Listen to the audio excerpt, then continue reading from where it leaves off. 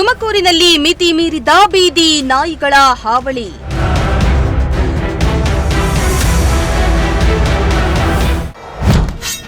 ಮಕ್ಕಳ ಮೇಲೆ ನಾಯಿಗಳ ಭಯಾನಕವಾಗಿ ಅಟ್ಯಾಕ್.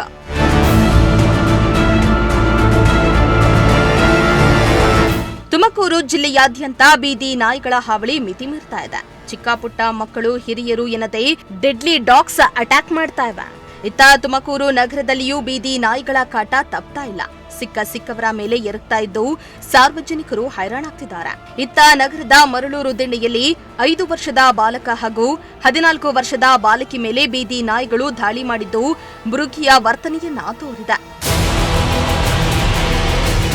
ಹೌದು, ತುಮಕೂರು ನಗರದ ಮರಳೂರು ದಿಣ್ಣೆಯಲ್ಲಿ 5 ವರ್ಷದ ಬಾಲಕ ಹರ್ಷದ್ ಹಾಗೂ 14 ವರ್ಷದ ಬಾಲಕಿ ಅಫ್ರೀನ್ ಎಂಬುವವರ ಮೇಲೆ ಬೀದಿ ನಾಯಿಗಳು ಅಟ್ಯಾಕ್ ಮಾಡಿದ್ದು, ನಾಯಿ ದಾಳಿಯಲ್ಲಿ ಬಾಲಕಿಯ ಎಡಗಾಲಿಗೆ ಗಂಭೀರವಾಗಿ ಕಚ್ಚಿದ್ದು, ಇಬ್ಬರನ್ನ ತಕ್ಷಣವೇ ಪೊಲೀಸರು ತುಮಕೂರು ಜಿಲ್ಲಾಸ್ಪತ್ರೆಗೆ ದಾಖಲಿಸಿ ಚಿಕಿತ್ಸೆಯನ್ನ ಕೊಡಿಸಲಾಗ್ತಾ ಇದೆ. ಇನ್ನು ಮರಳೂರು ದಿಣ್ಣೆಯಲ್ಲಿ ಕಳೆದ ಕೆಲವು ತಿಂಗಳಿನಿಂದ ಬೀದಿ ನಾಯಿಗಳ ಸಂಖ್ಯೆ ಹೆಚ್ಚಾಗಿದ್ದು, ಶಾಲೆಗೆ ಹೋಗುವ ಮಕ್ಕಳು, ವೃದ್ಧರು, ಮಹಿಳೆಯರು ರೋಡ್ಗಳಲ್ಲಿ ಓಡಾಡಲು ಭಯಪಡ್ತಿದ್ದಾರೆ. ಈ ಬಗ್ಗೆ ಹಲವು ಬಾರಿ ಪಾಲಿಕೆ ಗಮನಕ್ಕೆ ತಂದರೂ ಕೂಡ ಶಾಶ್ವತ ಕ್ರಮ ತೆಗೆದುಕೊಳ್ತಾ ಇಲ್ಲ ಎಂದು ಸ್ಥಳೀಯರು ಅಸಮಾಧಾನವನ್ನ ಹೊರಹಾಕಿದ್ದಾರೆ. ನನ್ನ ಹೆಸರು ಅಫ್ರೀನು. ನಾನು, ನಮ್ಮ ಅಕ್ಕ, ನನ್ನ ತಮ್ಮ ಆಂಟಿ ಮನೆಗೆ ಹೋಗ್ತಿದ್ವಿ. ಗಾಡಿಯಲ್ಲಿ ನಾಯಿ ಓಡಿಸಿ ಬಂದು ಕಚ್ಚಿಬಿಟ್ಟು ಜಾಸ್ತಿ ಗಾಯ ಆಗೈತೆ. ಜಿಲ್ಲೆ ಆಸ್ಪತ್ರೆಗೆ ಹೋಗಿ ತೋರಿಸ್ಕೊಂಬಂದ್ವಿ. 7 ಇಂಜೆಕ್ಷನ್ ಕೊಟ್ಟರು, 2 ಮಾತ್ರೆ ಕೊಟ್ಟರು. ಯಾವಾಗಲೂ ಈ ಥರ ಸಮಸ್ಯೆ ಇರುತ್ತೆ ನಾಯಿದು?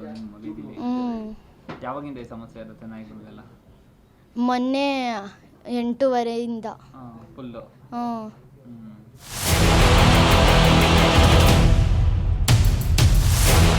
ಇನ್ನು ಬೀದಿ ನಾಯಿಗಳ ಅಟ್ಟಹಾಸವನ್ನ ಕಂಟ್ರೋಲ್ ಮಾಡದ ಪಾಲಿಕೆ ವಿರುದ್ಧ ಸಾರ್ವಜನಿಕರು ಆಕ್ರೋಶವನ್ನ ವ್ಯಕ್ತಪಡಿಸಿದ್ದು, ತಕ್ಷಣವೇ ಬೀದಿ ನಾಯಿಗಳ ನಿಯಂತ್ರಣಕ್ಕೆ ವಿಶೇಷ ತಂಡವನ್ನ ನಡೆಸಬೇಕೆಂದು ಆಗ್ರಹಿಸಿದ್ರು. ಅಲ್ಲದೆ ಪ್ರತಿ ಬಜೆಟ್ನಲ್ಲಿ ಬೀದಿ ನಾಯಿಗಳ ಹಾವಳಿ ನಿಯಂತ್ರಣಕ್ಕೆ ಹಣವನ್ನ ಮೀಸಲಿಡಲಾಗ್ತಾ ಇದ್ರೂ ಕೂಡ ಅದು ಪರಿಣಾಮಕಾರಿಯಾಗಿ ಬಳಕೆಯಾಗ್ತಾ ಇಲ್ಲ ಎಂಬ ಆರೋಪ ಕೇಳಿಬಂದಿದೆ. ಕೂಡಲೇ ಹೊಸ ಆಯುಕ್ತರು ವಿಷಯವನ್ನ ಗಂಭೀರವಾಗಿ ಪರಿಗಣಿಸಿ ತ್ವರಿತ ಕ್ರಮ ಕೈಗೊಳ್ಳಬೇಕೆಂದು ಸಾರ್ವಜನಿಕರು ಪ್ರಜಾಶಕ್ತಿ ಮೂಲಕ ಮನವಿಯನ್ನ ಮಾಡಿದ್ದಾರೆ. ಮೊನ್ನೆ 28ನೇ ತಾರೀಕು ನಮ್ಮ ಮರಳೂರು ದಿಣ್ಣೆ 13ನೇ ಕ್ರಾಸಲ್ಲಿ ಮಕ್ಕಳು ಅವ್ರ ಆಂಟಿ ಮನೆಗೆ ಹೋಗಬೇಕಾದ್ರೆ ಬೀದಿ ನಾಯಿಗಳ ಗುಂಪು ಅವ್ರ ಮೇಲೆ ದಾಳಿ ಮಾಡಿದೆ. ಅವರ ಎಡಗಾಲಿಗೆ 14 ವರ್ಷದ ಅಫ್ರೀನ್ ಮತ್ತು 5 ವರ್ಷದ ಹರ್ಷದ್ ಎಂಬ ಇಬ್ಬರು ಮಕ್ಕಳ ಮೇಲೆ ಬೀದಿ ನಾಯಿಗಳ ದಾಳಿ ಮಾಡಿ ರಕ್ತಗಾಯ ಮಾಡಿ ತುಂಬ ಗಂಭೀರವಾದಂಥ ಗಾಯ ಮಾಡಿದೆ. ಕೂಡಲೇ ಪೋಷಕರು ಅವರನ್ನು ಜಿಲ್ಲಾಸ್ಪತ್ರೆಗೆ ಕರ್ಕೊಂಡೋಗಿ ಚಿಕಿತ್ಸೆಯನ್ನು ಪಡ್ಕೊಂಡು ಕರ್ಕೊಂಡ್ಬಂದಿದ್ದಾರೆ. ಆದರೆ ನಾನು ಹೇಳೋದು, ತುಮಕೂರು ಮಹಾನಗರ ಪಾಲಿಕೆ ಆಯುಕ್ತರು ಇದನ್ನು ತುಂಬ ಗಂಭೀರವಾಗಿ ತೊಗೊಬೇಕಿಂತ ಪ್ರಕರಣನ ದಿನೇ ದಿನೇ ಹೆಚ್ಚಾಗ್ತಾ ಇದ್ದಾವೆ. ಬೀದಿ ನಾಯಿಗಳ ದಾಳಿ ಪ್ರಕರಣಗಳೇನಿದ್ದಾವೆ ದಿನೇ ದಿನೇ ಹೆಚ್ಚಾಗ್ತಾ ಇದೆ. ಎಲ್ಲರೂ ಕೂಡ ಭಯಭೀತರಿಂದ ಹೋರಾಡುವಂಥ ಪರಿಸ್ಥಿತಿ ಇವತ್ತು ನಿರ್ಮಾಣ ಆಗಿರ್ತಕ್ಕಂಥದ್ದು. ಮಕ್ಕಳಿಗೆ ಶಾಲೆ, ಟ್ಯೂಷನ್ನು ಮತ್ತು ವೃದ್ಧರು ಎಲ್ಲಾದರೂ ವಾಕು ಮತ್ತೊಂದು ಹೋಗಬೇಕಾದ್ರೆ ಅವರ ಮೇಲೆ ಬೀದಿ ನಾಯಿಗಳ ದಾಳಿಗಳು ಹೆಚ್ಚಾಗ್ತಾ ಇದ್ದಾವೆ. ಒಂದೊಂದು ಕ್ಷಣ ನಾವೇ ಕೂಡ ಎದುರ್ಕೊಳ್ಳುವಂಥ ಪರಿಸ್ಥಿತಿ ಇವತ್ತು ನಿರ್ಮಾಣ ಆಗಿದೆ.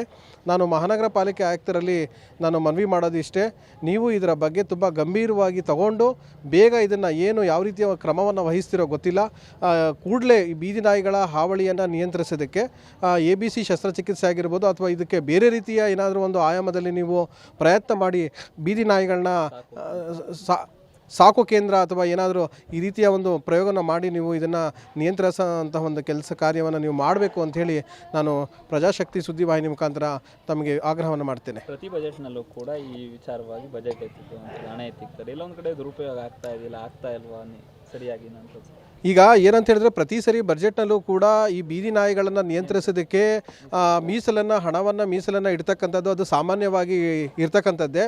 ಬಟ್ ಆದರೆ ಅದು ಸರಿಯಾದಂಥ ರೀತಿಯಲ್ಲಿ ಅದು ಬಳಕೆ ಆಗ್ತಾ ಇಲ್ಲ. ಇದನ್ನು ಬೇರೆ ಇದಕ್ಕೆ ದುರ್ಬಳಕೆ ಆಗ್ತಾ ಇದೆ. ಈ ಮೀಸಲಿಡ್ತಕ್ಕಂಥ ಹಣವನ್ನು ಬೇರೆ ಯೋಜನೆಗೆ ಅಥವಾ ಬೇರೆ ಕಾಮಗಾರಿ ಅಥವಾ ಬೇರೆ ಇದಕ್ಕೆ ಪ್ರಯೋಜನ ಆಗ್ತಾ ಇಲ್ಲ. ಯಾವುದೇ ಈ ಬಜೆಟಲ್ಲಿ ಇನ್ನೂ 10 ಸರಿ ಇಟ್ಟರೂ ಪ್ರಯೋಜನ ಆಗೋದು ಇಲ್ಲ, ಆಗ್ತಾನೂ ಇಲ್ಲ. ಇದು ಇರ್ತಕ್ಕಂಥ ವ್ಯವಸ್ಥೆ. ನಾನು ಇದನ್ನು ತುಂಬ ಗಂಭೀರವಾಗಿ ತಗೊಬೇಕು ಮಹಾನಗರ ಪಾಲಿಕೆ ಆಯುಕ್ತರು ಅಂತೇಳಿ ನಾನು ಮನವಿ ಮಾಡ್ತೇನೆ.